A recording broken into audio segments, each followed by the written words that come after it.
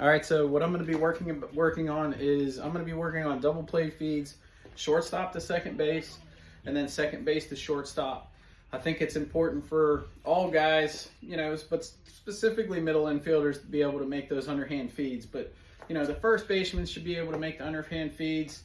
You know, pitchers, that if you have a play at home plate and it's close, but anytime there's a close play, you know, these guys should know how to flip it underhand and should be able to do that accurately and properly. So what I kind of focus on with these guys as they make this feed is obviously first and foremost just to field the ball. Okay, but after they field the ball, okay, what I like to say is a stiff arm, stiff wrist. They clear their glove out of the way. You keep your arm or you keep your hand right in front of you and your wrist is stiff. So you don't want to snap your wrist because then it's going to cause the ball to start spinning. But it's stiff arm, stiff wrist. Okay, and all we're going to do as we start moving towards the second baseman is to just push the ball. So from here, I'm going to, as I cross over, I just push the ball. Okay? And then I want to follow the throw. The most common issue, hands down, is that the kids don't want to follow the throw. I always try to urge them that this play is not made with their arms, but this play is made with their feet. So as I cross over, once I feel the ball, as I cross over and I flip it, I want to try to continue to follow my flip. Okay? If this is a routine ground ball, it's kind of hit right at us, this ball really shouldn't rotate that much.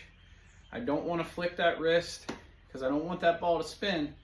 If I flip it right, the ball should really knuckle and not really spin a lot.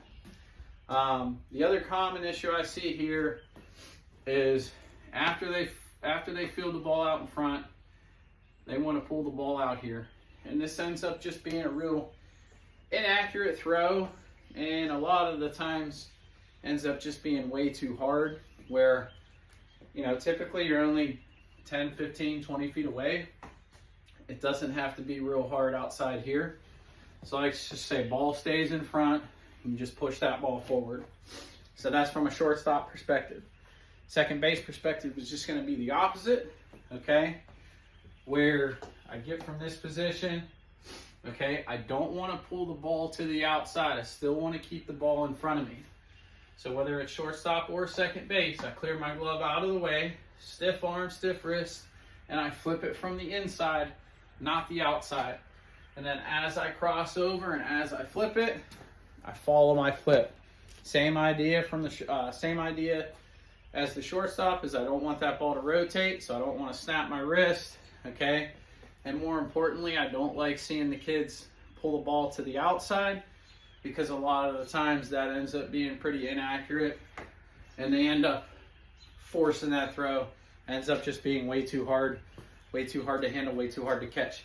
I like to say you just kind of want that ball to float in there, so you know there can be a little bit of arc on that feed.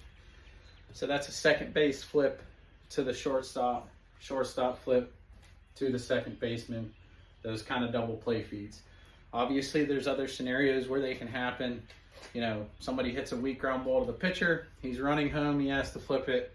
You know, somebody hits a ground ball to the first baseman, you know, pitcher goes over and covers because the first baseman's not going to get there in time, they flip. So there's different scenarios where I think you have to make these flips, but obviously the most predominant are right there in the middle infield.